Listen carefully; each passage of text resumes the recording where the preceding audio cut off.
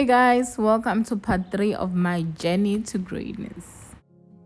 I got to a point, yeah, where I literally broke down in class, and then one of the lecturers referred me to a psychologist, and I had my exams were actually coming up at that time. I don't think I would have passed my exams if I didn't go and cry, speak out my mind about how I feel.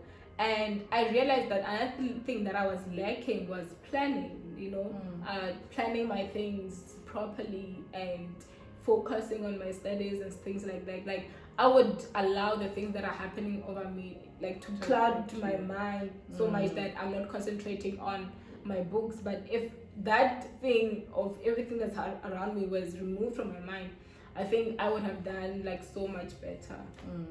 And that's very important. That the first important thing that you said, it doesn't matter whether you're undergrad or postgrad or in a college somewhere. I mean, clinics also offer counseling service. Like government clinics, you can just go there and be like, I'm not feeling well, I think I'm feeling depressed, can I please see the social worker or a counselor?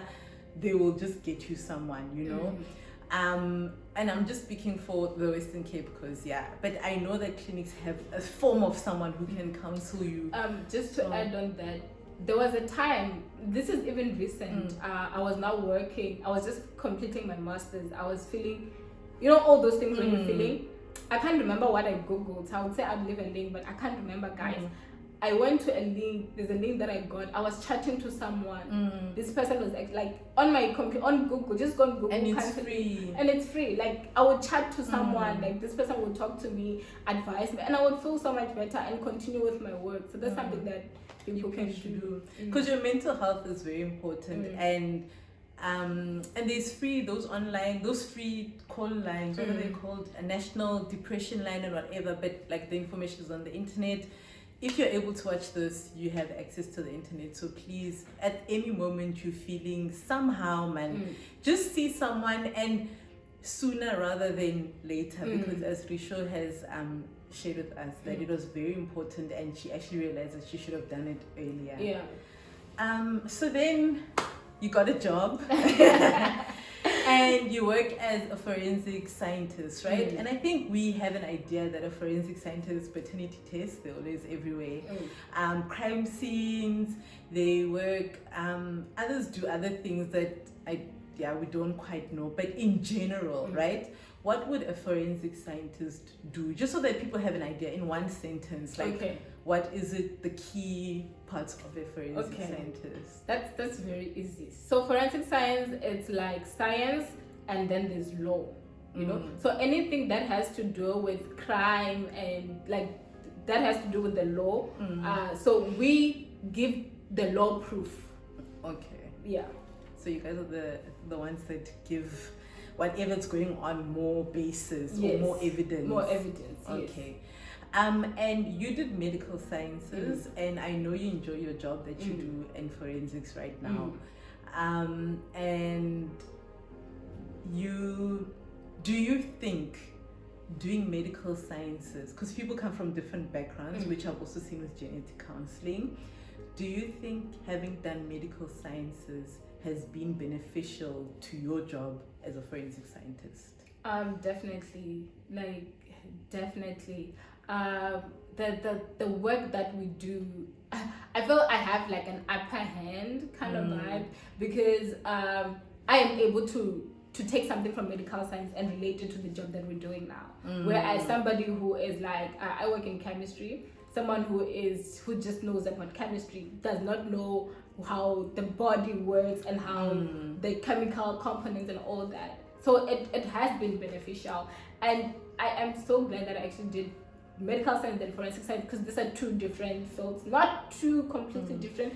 Because forensic sciences, sorry to cut you, still falls within medical sciences, but it's just a different branch. Yes. Like it's like medical science extra. Yes, exactly. Yes. Yeah.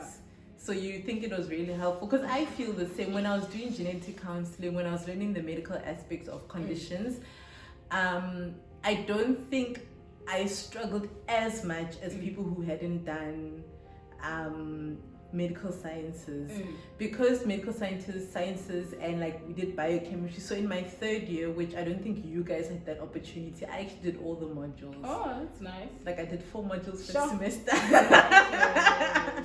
Yeah. So I did all of them. I was like, I'm gonna do all of them because they will benefit me one day in life, guys. That was me in third year. I'm like, because I used to even say to people, why do you choose to do 3-3? They give you the opportunity to do everything, so that you can make a better decision in your honors, but also that I always told, I'm like, everything in the body is connected, and you kind of need to understand everything.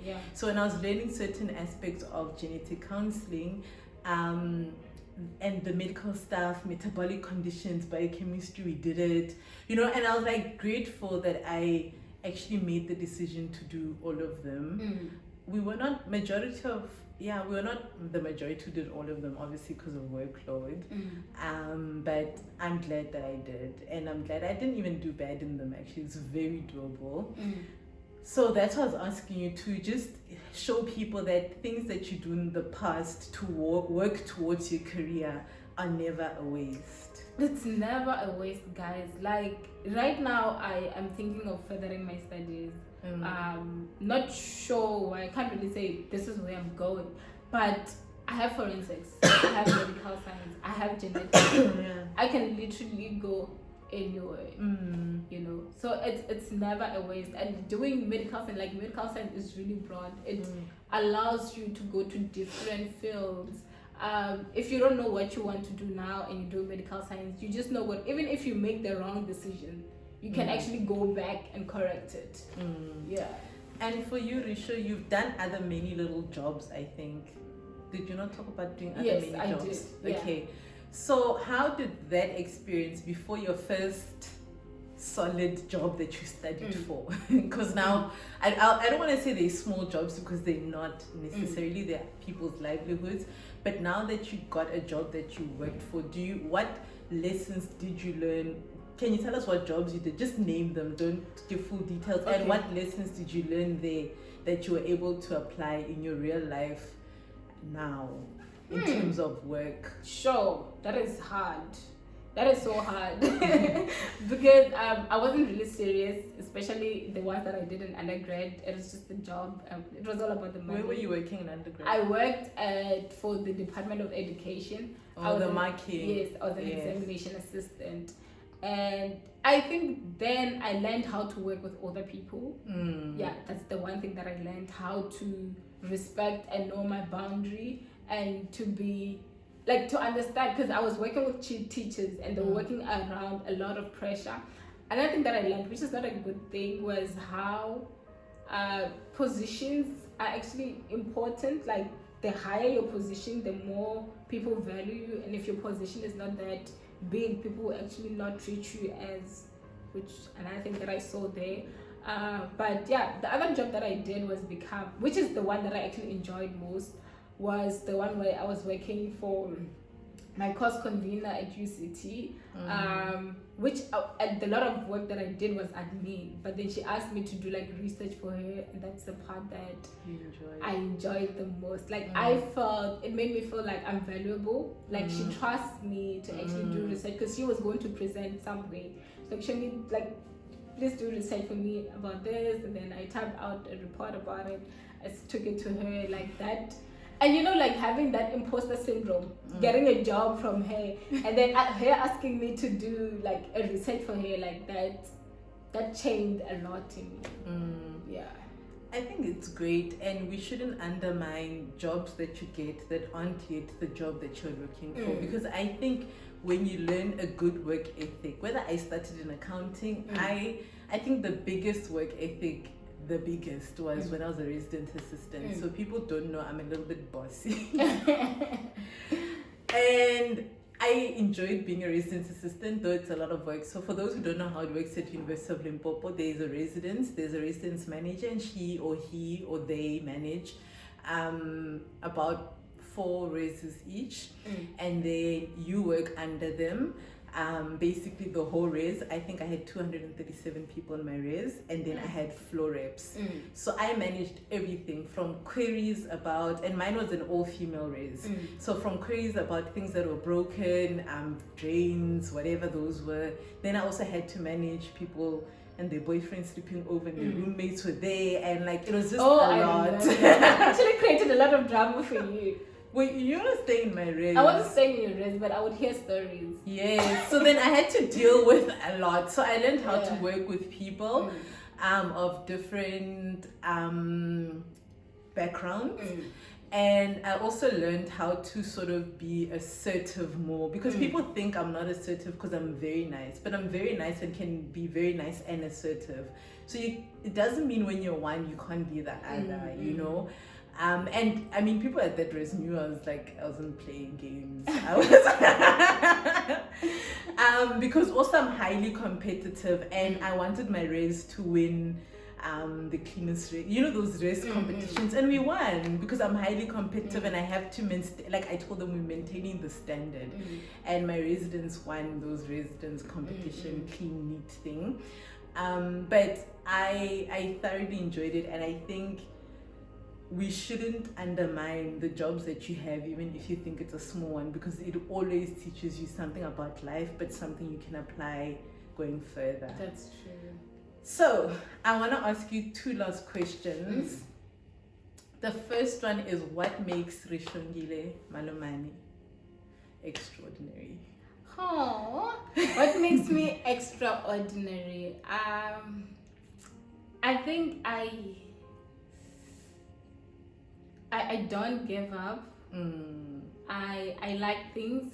That's another thing. I like what made me to be where I am now is persistence. It's going through it. Like I am not like, if that is the goal, I have to achieve it. Like if I don't achieve it, for me, I'm not gonna be happy. Like that's the thing. If there is a goal, I need to fulfill it. I think that's what makes me extraordinary. Like no matter what, like I just need to get to that point. And also, like, you laughed. I don't want to say it again because you laughed, but I feel I have a high tolerance for pain. Like I know it sounds like, how can you say something like that? But even no matter how painful a situation is, if there is light at the end of the tunnel, I am going to go through that pain. It's not a pain of I'm going to be destroyed or anything like that, but if I see that I need to get to that light and there is fire everywhere, but that light is what is waiting for me, then I'm going to go through the fire.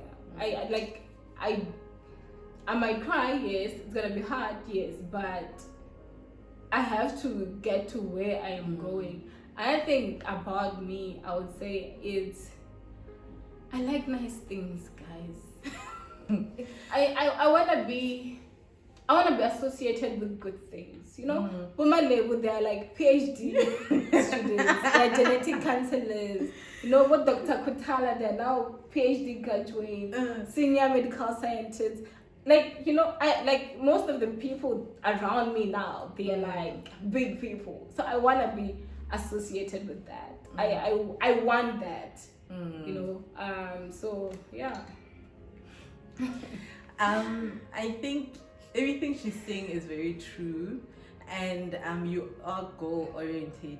Rishongile, after telling your story right now, it doesn't seem like pressure of friends and people making it in life seem to have played a significant role, as you've mentioned in previous interviews. Obviously, in the interviews I've watched. So when did those play a role, that my friends are buying this and buying that, the ones I went to high school with? Where did that come? Because in your whole journey now, you didn't mention it, and maybe people want clarity about that. Yes. Well, that was, I did get that pressure, but it didn't last for long because most of that pressure was coming from Instagram. So I realized this was when I was doing my first year at UCT, and I was like, you know, when school is chowing you, people are buying cars, and you're there, you are studying. So when everything is wrong, and then you're just studying, and you're like... And then I was like, no, man, the problem is not with me. I'm actually doing great. I'm 22 years old, and I'm doing my master's. Like, hello. I took my phone, I took Instagram, I'm like, delete. And life went on very smoothly. You were at peace. I was at peace. I've also never really had peer pressure to do things. People are like, hey, you've been in school for long, you should have a house, you should have a car, hey, you won't get a job. I'm like, do you know that for me to become a genetic counselor, I actually need my master's, or else I can never get a job as a genetic counselor, because like, where's it gonna come from? You don't have the degree. But I think even the way I was raised, my grandmother, even my mom, actually never raised like because I talk about them a lot because I talk to them a lot. But anyway, that's like a disclaimer. But my gran has never raised me, because I stayed with her for some time, to always compare myself to other people. This own race, own lane, own what. Before it was even called own race, own lane, what, it was already engraved in me. And even though I see people buying cars, buying houses, it had nothing to do with me. It's not my life. It's not, their life is not my life. My life, I'm exactly where I'm supposed to be. And that's what people need to realize, is that you want a master's, but you don't want to go study, you want to find a job because you want to buy a car. It's not gonna last. Yeah.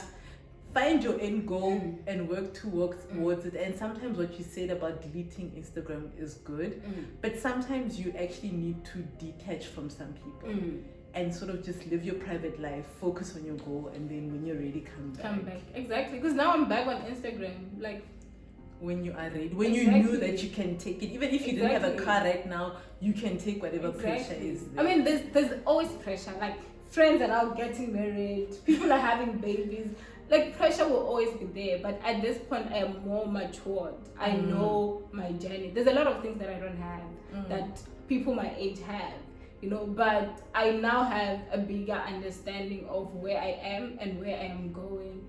And where there's a lot of things that people like, show you, especially from family, why don't you have this? Why don't you do that? What do you, like, people actually go to extent of asking me, what do you use your money for? And for me, to live a good life. And for me, it's just like, guys, this is me. I make my decisions, where I'm going, what I want to do, what I don't want to do. And I have that understanding now of this is the lane that I am taking. And your life is not other people's life, so you don't need to duplicate it. Exactly. And I mean, when it comes to family members, we need to find respectful ways of saying, please mind your own business. In a respectful way, guys. Don't say it like that. But you can say things like, can you please just let me do this on my journey, you know? And I mean, we don't have a lot of pressure like that at home, obviously. Well, for me, I'm going to speak for myself, but hey, buy this, buy that. Hey, why don't you have this? Why don't you have that? Why aren't you this? Because my gran is a firm believer that you should at least have a job for some time before you want to do other things that can put you into deep debt, whatever. You know, plan your life first. Don't just fall in. But yeah, okay, so now I understand. So that's clarity, guys. That actually the pressure wasn't as much. Yeah, it was once off. She made a good adult decision. Make adult decisions. Went off Instagram. She did not die. And when she's now more comfortable with decisions that she makes, you came back. Yes. The last question of your journey, because I guess this is called My Journey to Greatness. And I think us who've been interviewed have made certain strides in our careers, but we're not there yet because we're still on the journey to whatever the greatness is, right? So where is your journey taking you? My journey is so beautiful. I don't know, Malebo. I don't know, but God is the driver. He's actually in the steering wheel. And you know, this journey is so beautiful because it's all me. There's no pressure. You know, I feel all my life, most of the things that I've done is because I need to get this, I need to get that. Now there's no pressure. I am just working. I am working.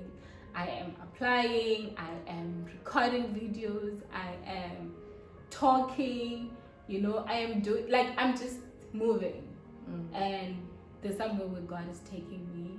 I don't know where it is, but I believe it's great. I think it's very great. And I just need God to help me to be brave enough to step into my greatness. Yes, queen. I think all of you guys at home have heard that step into your greatness. And I think Rishongi should actually title her talk is Stepping into Greatness, because your sharing your journey with me and everyone at home has been wonderful to hear, because it's not flowers and roses.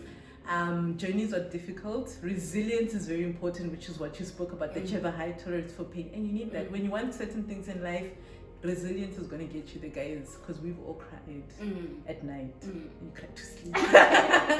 But you wanted it so badly that you continue. So remember to step in your greatness, make adult decisions, and be resilient. Thank you everyone at home, and I hope you guys enjoyed Rishonki's journey to her greatness. Bye! Bye! Thank you, Malebo. Pleasure.